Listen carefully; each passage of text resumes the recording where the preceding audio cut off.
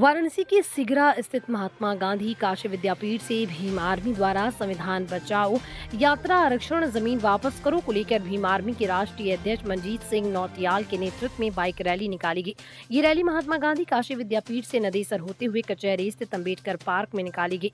इस अवसर पर मंजीत सिंह नौटियाल ने बीजेपी पर निशाना साधते हुए कहा कि जिस तरह से बीजेपी देश में संविधान को खत्म करने का प्रयास कर रही है एवं अनुसूचित जनजाति, ओबीसी एवं मुस्लिम लोगों को पढ़ाई से वंचित करना चाहती है, उसको लेकर भीम आर्मी द्वारा पूरे प्रदेश में रैली निकाली जा रही है, जिसके तहत आज वाराणसी में रैली निकाली गई। देखिए, ये आंदोलन लगभग 2 वर्ष से भीम आर्मी जय भीम संगठन के नेतृत्व में चल रहा है और आज हम लोग बनारस में पहुंचे हैं और उत्तर प्रदेश में डे बाय डे सभी जिलों में कार्यक्रम हमारे सुनिश्चित किए गए हैं। और संविधान बचाओ यात्रा आरक्षण जमीन वापस करो, आप जानते हैं कि देश के अंदर संविधान सुरक्षित नहीं है। जितने भी दलित, मुस्लिम, पिछड़े, आदिवासी, अल्पसंख्यक वर्ग के लोग हैं, मुस्लिम समाज के लोग हैं, उनको जबरन दबाया जा रहा है, मंच है, उन पर मुकदमे लगाए जा रहे हैं। और जो खासकर SC, ST, OBC, माइनॉरिटी, आदिवासी वर्ग के जो स्टूडेंट्स हैं उनको शिक्षा उपलब्ध नहीं कराई जा रही है, जिस कारण से उनको यूनिवर्सिटियों में, विश्वविद्यालयों में एडमिशन नहीं दिया जा रहा है। तो शिक्षा के क्षेत्र में बड़े पैमाने पर बहुजन समाज के लोग पिछड़ते जा रहे हैं और जितनी भी IAS और PCS की सीटें हैं SC, ST, OBC, माइनॉरिटी के लोगों की, वो अब किसी भी प्रदेश में पूरी नहीं है। तो ये कहीं ना कहीं सुरक्षा जो है ना, संविधान को खतरा बना हुआ है।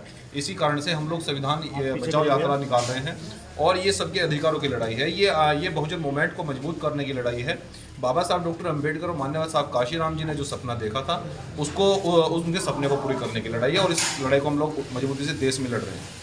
क्या लग रहा है कि क्यों ऐसा हो रहा है? देखिए, ऐसा है कि बाबा साहब डॉक्टर अम्बेडकर ने एक चीज़ कही थी कि जब संविधान विरोधी लोगों के हाथ में हो तो आप अपने आप को सुरक्षित मत समझिएगा।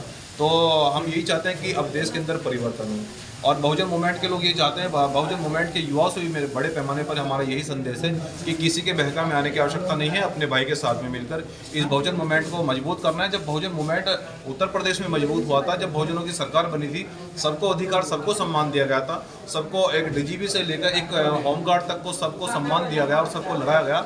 तो आप आज की डेट में आप ग्राफ उठाकर देखेंगे कि बहुजन समाज के लोगों को कहीं भी बड़े पैमाने पर कहीं भी अधिकार नहीं मिल रहा है। तो सभी को, जो वंचित हैं, शोषित हैं, पीड़ित हैं, उनको अधिकार दिलाने के लिए आंदोलन छेड़ा गया है। रैली के साथ साथ क्या कर रहे हैं? देखिए, रैली के साथ साथ हम लोग सभी जिलाधिकारी हैं, मजिस्ट्रेट हैं, उनको भी हम लोग ज्ञापन के माध्यम से अवगत करा रहे हैं कि ये हमारा आंदोलन अधिकारों के लिए है।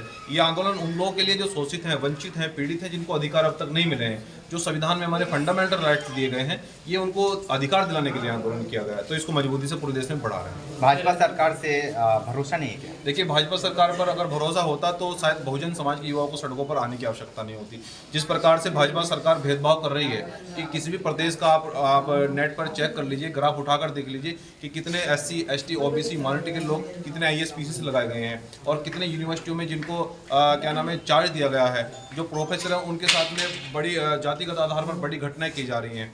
तो अभी दिल्ली में एक हमारी ऋतु बेटी बैठी है, तो वो काफ़ी दिन से बैठी है, तो उसको भी न्याय नहीं मिल पा रहा। तो कहने का तात्पर्य ये है कि जैसे कि IIT कॉलेज हैं, NET की परीक्षा है, तो जानबूझकर सिस्टम ऐसा बना जा रहा है कि वहाँ पर भी हमारे SC, ST, OBC बच्चों के साथ में इतना बड़ा भेदभाव किया जा रहा है कि उनको सिलेक्शन ना करके एक जाति विशेष और जो भाजपा के लोग हैं उनको ही सिलेक्शन किया जा रहा है। तो ये बड़े पैमाने पर अन्याय हो रहा है और इस अन्याय के खिलाफ भीम आर्मी जय भीम संगठन मजबूती से लड़ाई लड़ रहा है।